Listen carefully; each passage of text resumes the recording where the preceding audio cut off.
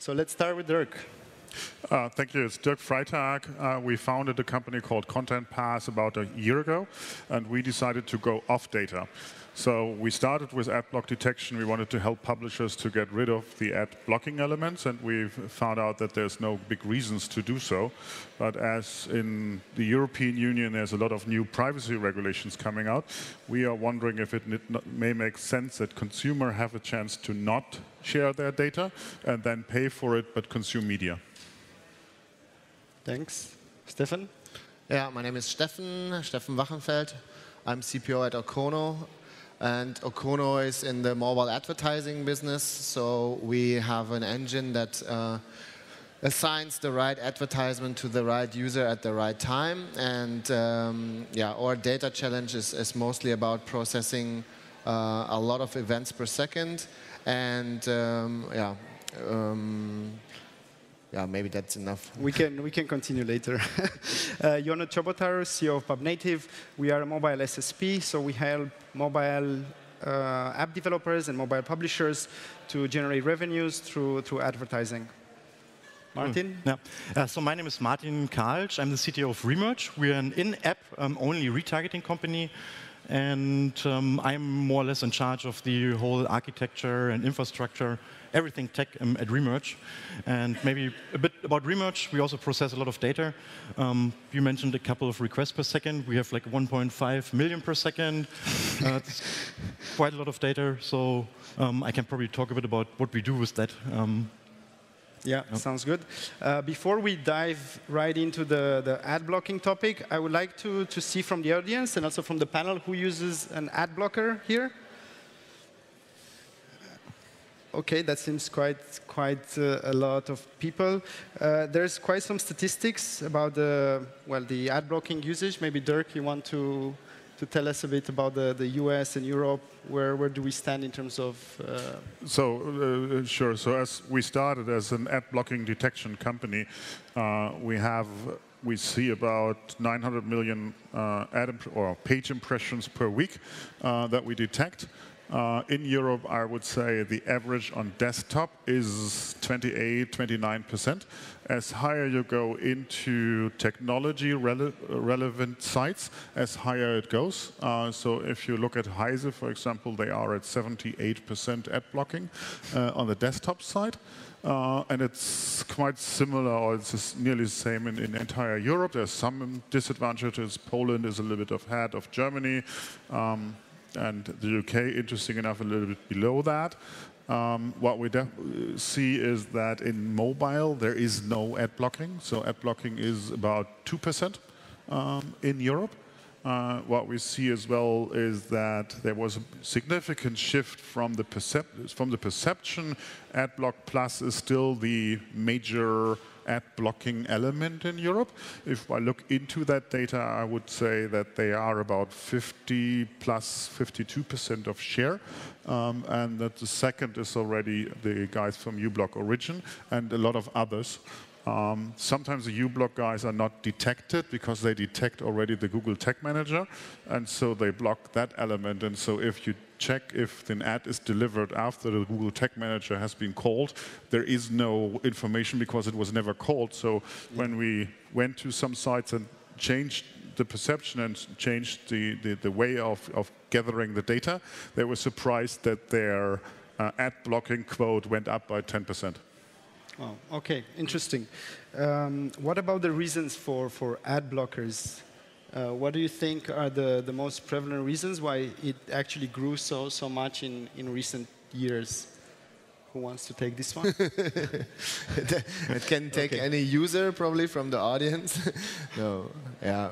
I mean, for me, it's obvious that we see something like in television where we are used to first and second and third government television that is mostly advertisement free, and then private TV channels arise that put more and more advertisements, and then suddenly you have devices that cut advertisements out, and you create a business for Premiere was the first TV channels like that. The same is happening, I think, in advertising.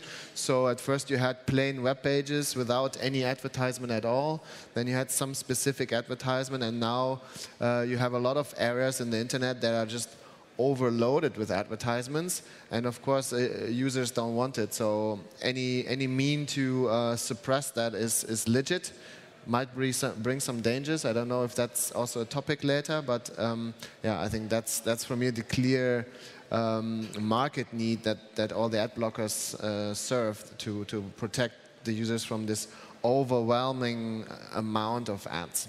And do you think there's a specific type of ads that should be blocked and a specific type of ads that should be allowed, like a proper code of conduct for the advertising companies or even for publishers?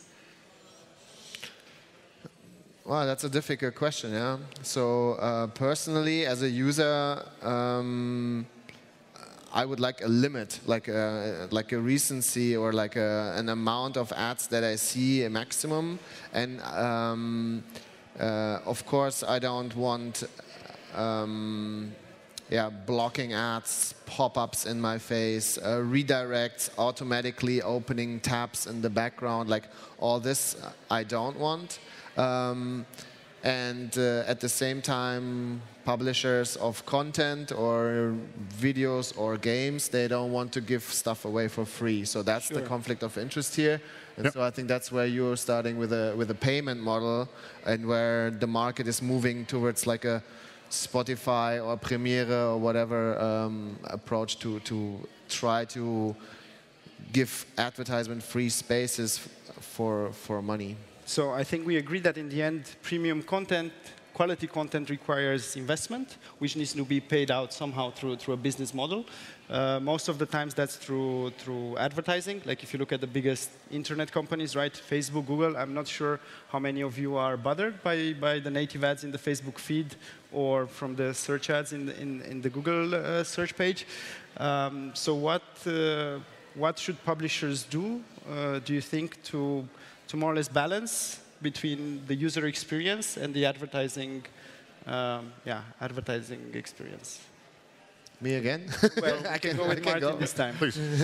Well, I think that's pretty obvious, right? So from a user perspective, I think the publisher needs to put in a lot of work to improve that experience, what you just mentioned, that at the point where it's like annoying for you, then you start to think about, oh, I want to block this should be gone. If it's like not annoying you, or if it's more information to you, then you probably don't feel that urge to get all of that removed. So I think the industry needs to put a lot of work in formats, what's okay, what's not okay, and that's already happening, right? For example, the Coalition for Better Ads, that's like one example. Yes, make the experience for the user sane again. I think that's like a big. What I find interesting is that with all the efforts and all the data that we generate and where we try to target the right user with the right data, the average advertisement spend per user in Germany is €2.50 per month. So that's all, with all the efforts that we do. So it's very simple. It's 1.7 billion that we have in digital display ads. Let's keep it with that one. Per year, we have 55 million users, and when you divide that, you come to less than €3. So it's quite interesting to see that we are all processing that huge amount of data, and still the advertising that we see in digital is like 1/10 of that what we see in TV, where there's no targeting and no usage of data anywhere.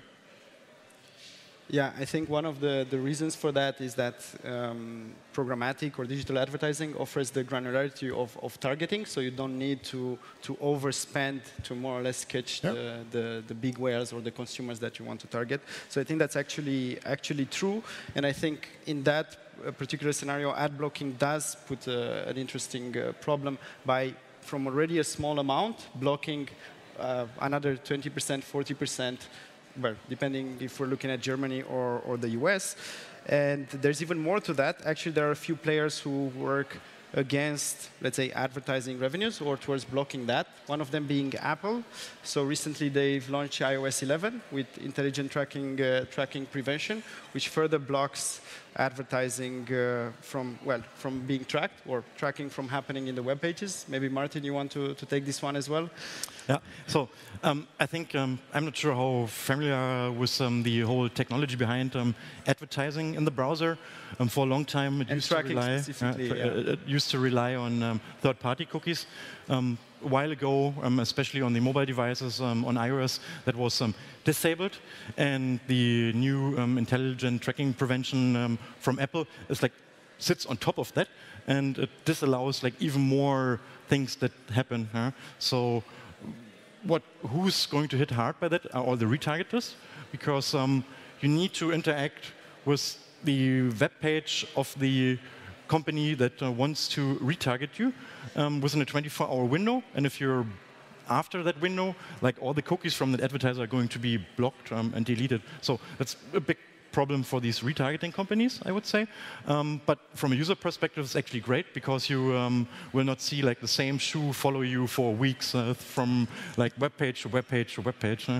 That's true. That's actually true. But there are some guys who will benefit from that, who will actually be still able to track you and show you that shoes inside the apps that you're using. And 80–90% of the time you use on your phone is actually on those two giant apps. So who wants to talk about those guys? Yeah, I don't know how the audience is really familiar with this, but generally, it's a web problem. So we typically distinguish between apps that appear in mobile apps and a browser. That browser can be on a mobile device or a desktop computer or a tablet or whatever. So firstly, this affects mostly the web traffic, as it's like a cookie-based solution. So what does it mean for the user? The user typically gets a cookie that identifies him against the person who gave him the cookie, or also against others. And the solution that you just described shortens the time of the visibility of that cookie. So that means for third parties, after like 24 hours, it's no longer visible. Is that ad blocking? That is my first question. I would say, if I look at a web page that has a certain banner slot, that banner slot is still going to be there, whether you have this solution or not. The only point is someone who has access to this information can recognize you and is able, because he recognizes you and knows what you did and who you are, to pay a higher price. Now, your question was, who are those players that will be still able to identify you? And actually, you said it already. It's the people that interact with you frequently. Who are the people that interact with you frequently? I don't know how many startups here are here and how many of you guys use Google apps, but I think like whoever uses Google Mail, Google Sheet, Google Doc, Google anything, you're a person that interacts hourly, daily, or by the minute with Google. Same for Facebook. I don't know who is on Facebook. Well, let's ask who's not on Facebook. Not during work, though. So if you log into that, you have an interaction. Of course, Facebook is not accessed so much via the browser anymore, but those are the companies that typically have a high frequency of interacting. Could also be an Amazon, for example, that has a shopping site where you frequently interact. And they will benefit, because for the same banner slot on a different page, they or their affiliates and customers can identify you and pay a higher price. And so that means, to me, this is not really blocking ads. It's just shifting money from the long tail and the smaller companies towards the big players again, like Google and Facebook, for example, Amazon. And I think you're right. So buy their shares. And I think you're right, and I think that begs another question, or actually a differentiation between ad blocking and tracking for advertising, which brings me to the next topic, a very hot topic in our industry, the advertising industry, is the GDPR and the e-privacy regulations, which is about to hit us, or being enforced in May 2018. So maybe Dirk, you want to take this one? So from my perspective, I love that new regulation. So what it says that any consumer will be set for targeting and tracking for 0. So regardless where he was and where he was before, on that day, you're a complete new user for anyone. That is supposed to be. And then any site or any publisher has to offer you the option either to consume their content with tracking or whatever they want, or to give other options. And you have to, as a publisher, give access to the same inventory, so to the same news or to the same article or whatever. So there must be a decision, and the decision is really done by the user in future. I think it's great. There will be some regulations that will be scary and will be interesting. So one of the points that is at the moment in discussion is that you have to opt in for any tracker that is on that specific site. So if you look on The Guardian, who is at the end in lead in Europe, they have 13,312 cookies on their site. So you, as a user, come in that site, and then you have to click 13,000 times that you are okay with that tracking. That will not happen that often. I think it's a chance to reduce tracking. It's a chance for a consumer to understand where they are, and it's a good chance to make a decision that you do not want to get tracked, because anyone has to offer you the same content. It may end up for payment and for paywalls, but at the end, finally, now a consumer will have a decision how he wants to consume digital media, and I think that's good for all of us. Yeah, I think that's good for the consumer, but I think for a lot of the other guys will put some problems. I would say specifically advertising companies I would say on the supply side, or even publishers, with certain differences on mobile, where the opt-in needs to come on a very, very small screen. So those 13,000 trackers, that will pose even greater challenges. Yeah, but coming back to ad blocking and ad blocking practices, maybe Martin, you want to talk about their business model and how do these companies actually generate revenues after blocking the ads for the users? That's a good question. I think every company has to figure out a way to either adapt their model or they might get out of business. So from our perspective, it's not that easy to answer yet, because it won't affect the in-app retargeting space a lot. It's probably more interesting for the pure desktop or pure mobile web companies that need to work on their models and on their strategies. How do I track users? Where's the data kept if the cookies don't work anymore the way they used to? Will there be like some alliances between certain companies to exchange data in a sane way, or like right now it's not entirely clear in which direction it has to go to work in the future. Yeah, yeah. What about the business models of the ad blockers themselves, like Adblock Plus and Adblock? Well, I'm not entirely sure that this is a valid business model to, I don't know, for example, replace one ad with another ad. Not so sure about that. Also, blackmailing advertisers to pay like a fee so their ads are allowed and other ads are not allowed. Not so sure about that. If it's like blocking everything, that's probably okay. If it's like blocking very selectively on the amount of money you pay, I'm not that happy with this kind of business model. Yeah, I think I'm on the same page. Yeah, maybe, I don't know if we had the hands up who has an ad blocker installed, but I think yeah, what everybody needs to be aware of is that this ad blocker, in order to block the ads, is reading every page that you're reading to. That's not right. Huh? That's not right. It's part of the ad blocker doing that. So yeah, not only, but it's some don't see anything. Yeah. And some really delete every data out of that. So. No, what I mean is, when you surf a site, yeah, the ad blocker will realize that you're surfing that site, and that's yeah, right. So, and what I mean is that one business model, besides having advertisers pay to still show your ads, is to just create a user profile of what pages each one is looking at, keeping that on record, and then selling those in the back without consent. So it's of course illegal, but it happens. It's happening. It's happening. Yeah. It's happening, but not with all ad blockers that you're using, right? So I wouldn't say all ad blockers do that, but I think I would say all ad blockers are in the position that they could do that. Well, one of the measures publishers actually took in terms of dealing with ad blockers is actually blocking the content and not allowing users to access that. I think myself, I whitelisted most of the websites I visit because of this, because I cannot access the content.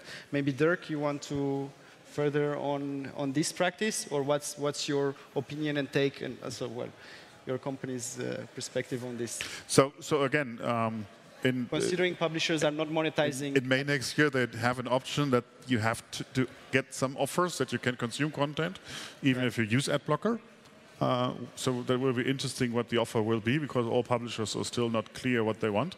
I think still it is, you want to consume content that has to be produced, and someone has to get paid for that, because you do not want to have fake news onlys. So there must be regulations how it's get paid, and if you decide to not consume that with ads, then do it on other ways. And you have to just find an agreement. I think still we are in a good spot.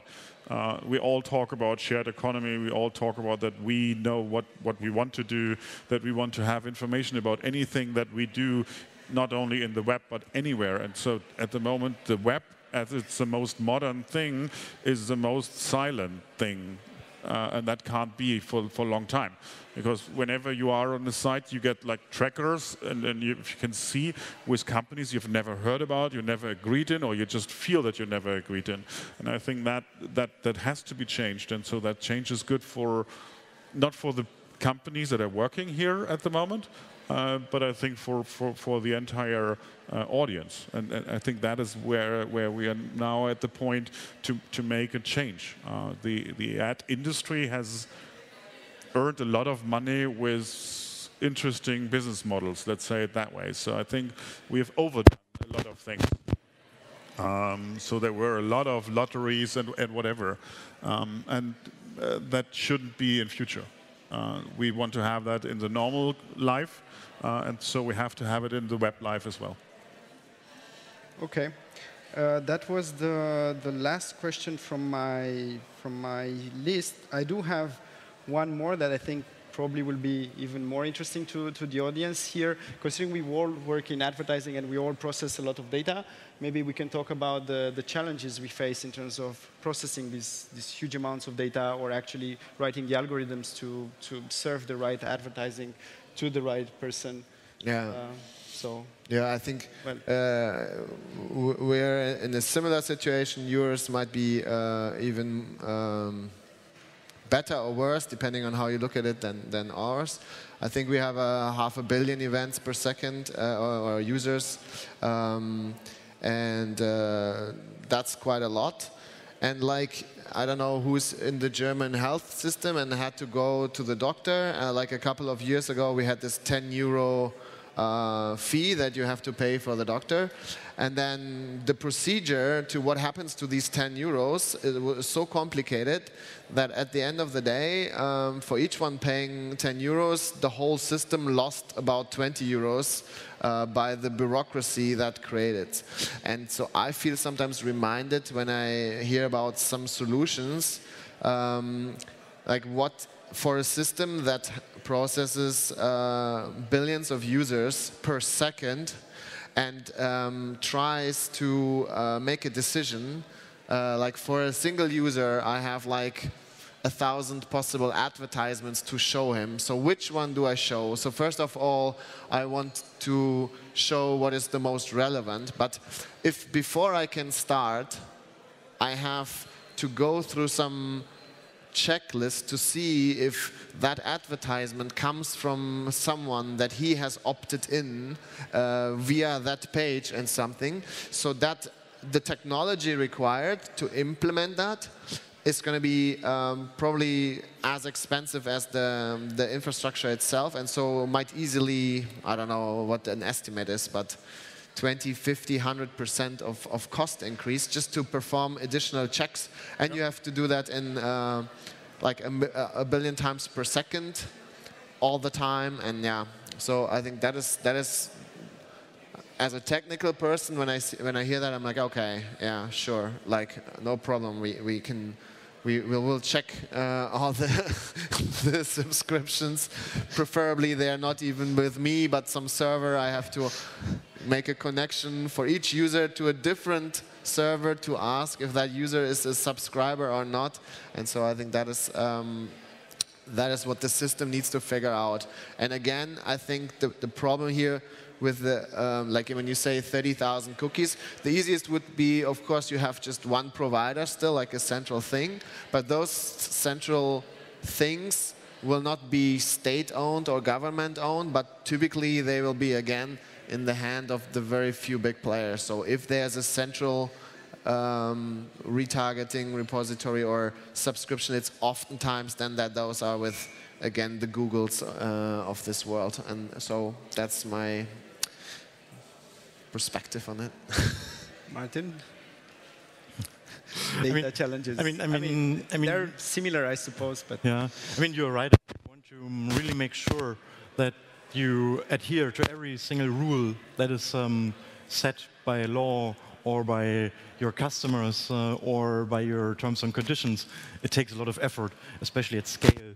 On the other hand, if you do all of that, then you can at least make sure that the person who is interacting with you, like the person who's going to receive the final advertisement, is not going to see something that is completely irrelevant or something that he will be annoyed of because he doesn't work. Okay. Does that one work? Yeah. Okay, good. You have the best sound now. So, he won't question like the ad because he knows that, okay, I consented to this one and to that one.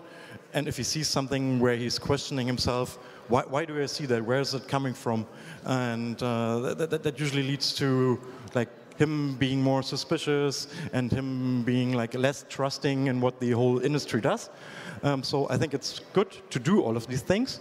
So the user in the end can feel a bit safer versus him feeling like what's going on in the background. I don't want any of that. Please stop all of that. I opt out of everything. Don't track me anywhere anymore because it's not good for me and I don't know what you're doing. Yeah. Does that make sense? Yep. No, I agree. I mean, for me, I don't know which industries everybody's here, so it's a data conference, so probably everybody's working somewhere else. I like this industry because every year there's 2-3 big changes that hit the industry and some new technical concepts that the whole industry needs to adapt, and I think that is the remaining advantage of the smaller companies to be this agile that whatever Apple kills a targeting based on MAC address and shifts to IDFAs. You suddenly have deep links. Now you have KPIs for banner visibility, or you have new metrics in terms of how long is a video being watched and so on. And I think all these metrics are initiatives to increase the user quality, to make ads seen. Okay, that is maybe probably on the other side, to not spend money on unseen ads, but or technical rules like ads.txt to prevent rebrokering through the wrong pipelines. But that all requires technical things. So personally, as a technical person, I love it. Yeah. So that's my advantage. I'm in this area because I can build stuff. You are building stuff that is complicated and that nobody can copy so easily. So it's an exciting thing for all the data guys. It's amazing. It's like a paradise. Just in terms of cost-benefit ratio, I'm thinking, okay, it's like every additional benefit, we kind of eat it up with additional technical complexity. So that's a little bit my feeling sometimes. To comment on that, I think it only works at scale, right? Like the more scale you have, the more likely is it for these kind of models to actually work, especially like retargeting. Yeah. It doesn't make sense if you only have like if you only address 100,000 users. It makes sense if you address like 50 million users. Exactly. Then it makes sense and the investment makes sense as well. Before that, it's super tough. I agree. Yeah. I mean, here's a good example. Yeah. So remerge is doing retargeting, so that means you get paid to find the user again. So if you get paid to find 100,000 users, like you say, it makes no sense. You cannot have a business because you have to observe every user and see if he's the one you're waiting for. So, but just if you're beyond the cliff of having enough people to look at, then suddenly it's fun. Then suddenly whoever comes will be in one of the groups that you're looking for. Some will be in multiple, and you can just pick from the group. And so I think you're in the good position that you already like now past this stage, and you have created this position. But the other companies that are past this stage are there like also the big ones probably, and so yeah, that's the only thing I see. It just works at scale, and so the whole system is beneficiary for the very big players, or for those with capital that manage to scale quickly and technically and in the end also for the user, because it's not like a shotgun advertising anymore, but sometimes, not that often, it can be information for the user, or it could be something that is actually useful to him, like a coupon or another life in Candy Crush, or these kind of things. Or two. Yeah, I think advertising, if done properly, does have a benefit to the user, or at least the benefit to the user is intended, because it's a win-win situation for the advertiser, for the user, and for the intermediary or the vendor in between. And I think it does pose a lot of challenges and also a lot of opportunities that appear in the ecosystem. So with that, before going to Q&A, just one last question, maybe one idea about the ecosystem. How would you see the ecosystem in around 2 years from now, either from a publisher's perspective or advertiser perspective, of technology and data perspective? So starting with Dirk, maybe. So there will be always advertisement, and whatever regulations will be changed, I think the money that is spent in that digital element will grow significantly in future. Seeing what data is about and what decisions can be made from consumers, I believe that we are at the very risky element that the bigger ones gets bigger, because they are the gatekeeper, and they have done a lot of work very close to the EU to make the adjustments and the regulations according to that what they want. I think they lose as well, but I think the industry is losing more. So I think we are at a very risky position at the moment, and it is about all the smaller ones at some point to come together and to think, how can we fight these big ones? And what we said is, so there's only one tracker on special sites. So on Google you find only a Google tracker. On Amazon you find an Amazon tracker, and not the others. They don't allow a lot, and they have reasons for that. And the regulations that are coming are giving them even more options to keep the smaller. And so I think we are at the risky position at the moment. We are completely inefficient. If an advertiser spends $1, 15 cents comes to a publisher, so 85 cents are going for whoever does something in the middle. So I think there's a good reasons why it has to change, but I'm unhappy if it really goes to the point that it goes to the 3 big ones only. Yeah, I agree. There's a lot of work for the independent players to do in the next couple of years. Steffen? Yeah, what I see is I would distinguish now a lot between digital content, like a Facebook thread or what I like as an article and stuff, where likes maybe are important, and what I've looked at in the past.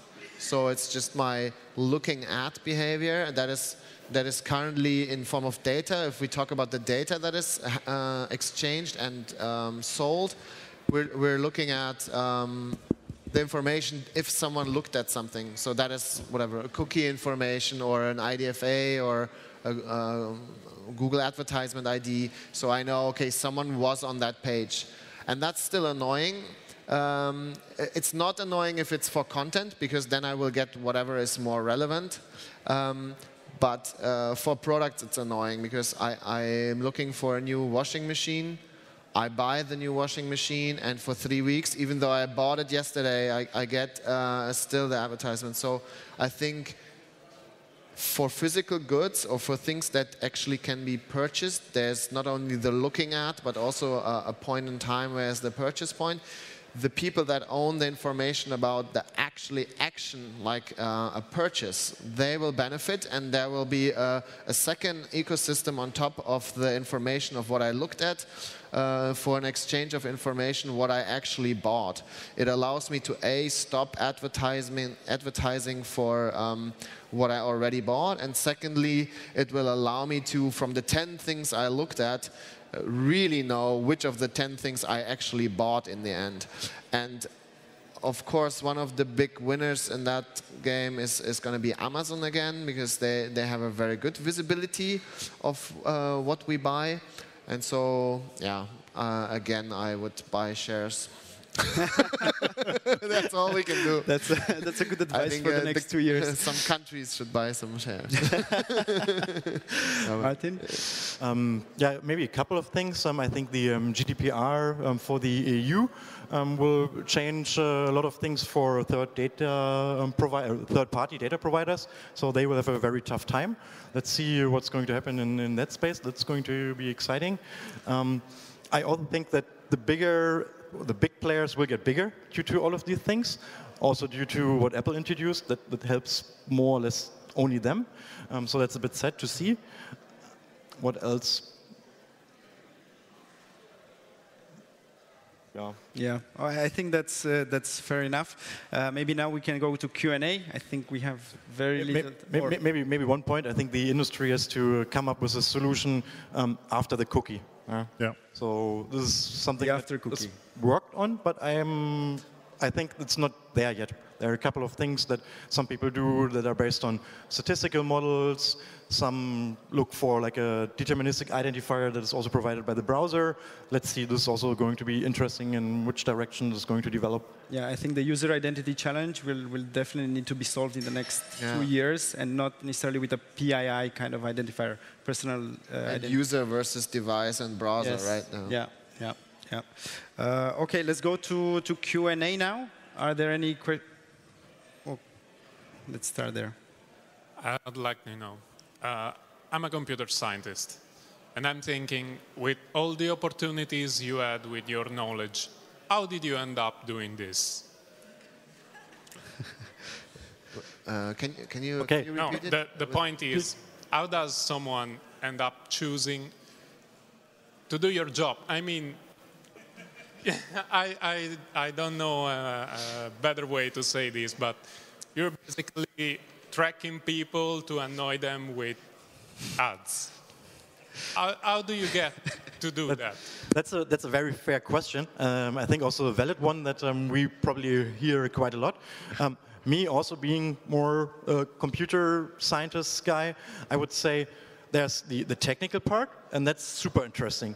And to solve like these big problems at scale. And if you look at the big companies that solve problems at scale, they're all advertising companies. There's Google, there's Facebook, and they provided you with a lot of interesting products beyond what they are built on.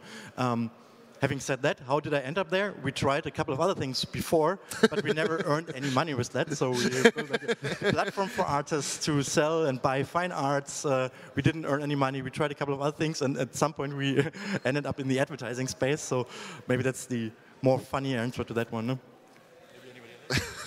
So I got your way, right? So what I offer is that you're not tracked. Very simple.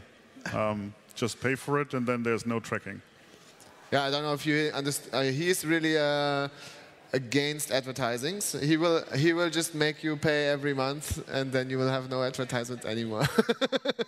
And I'm towards native advertising, so contextual advertising, kind of the one you have in Facebook and Google, meaning that it respects the form and the function of the context that you're looking at, and it should also ideally be relevant to what you're actually reading or looking to buy or search or whatever.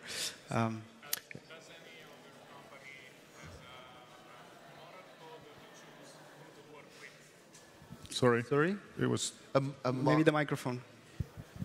So, does any other company have a kind of code to choose who to work with? And I mean, you're saying you're talking about actual useful advertising. So this makes me think your companies should be able to choose who to enable to advertise to me. Sure. Does any other company does this in some way? We are an SSP, so we need to actually work with what we call ad quality providers, guys who are another industry members who actually check the ads that you're going to see and make sure you don't get the ads that you don't want to see. And we also offer what we call in our industry, it's an ad choices, basically a link you click and you can see the ads you're looking at, or you can actually disable being tracked and seeing ads. So those options are there for the user, and now with GDPR they're going to be even much more visible in terms of tracking and advertising. One more from the... Do you feel that programmatic AdTech is killing the publishers? Because let's say 10 years ago, you target segments, right? You wouldn't target directly the user.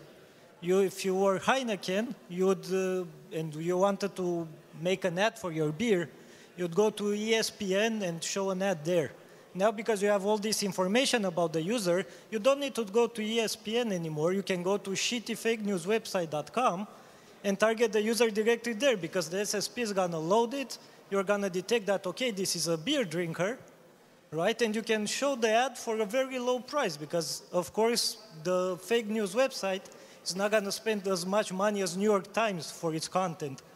So the whole incentive is somehow against the quality publishers. Is there a way, or is the AdTech, programmatic AdTech industry doing anything to counteract this problem? I will take it. No, but we can all take it. I mean, did you say that when I show you my beer advertisement on a porn website, it has the same effect as if I show it on New York Times? Why wouldn't it? Okay, because you said just that the premium... But if it's the same user, imagine it's the same. Yeah, it's the same user. Yeah, I retarget the same user, but it still will matter on which page I show the ad, right? I think that is, I mean, my experience at least. So the premium publishers will always be, even for the same user, be able to sell their inventory at a higher price. Also, actually, programmatic isn't so cheap at all. So that means if you have a specific segment that you want to target, so mostly it's not only targeting, but it's probably often re-engagement. So you have dormant users that stopped using something for a while. Then it makes a lot of sense. Probably you will only target that subsegment that you know is a paying user, and it makes a lot of sense because it's not cheap. It's actually pretty expensive. You have to pay a lot of money. So it might be cheaper, especially if it's a branding thing, to just buy the whatever Spiegel.de front page and to put the Audi Werbung there. So I think the premiumness of the publisher plays a huge role. And I just want to second to that. Brands will not want to associate themselves with bad content or low quality content. Yeah. That's what we've seen so far. So if you have apps where in the mobile space that are not so much of high quality, then they won't even want to have those ads there. So there's a lot of whitelisting and blacklisting going on between publishers and advertisers. How would the brand even know where it's going to get displayed? One of the things that programmatic gives is full transparency. Well, in theory at least. But there is full transparency across the chain. So you know where the ad is served, which app, which website, and so on. Time. Oh, I think that time. Yeah, we saw a couple of questions. If you have more questions, please feel free to ask. Or yeah, we will go over there to take off the microphones, and you will find us there. Yeah. Thank you very much.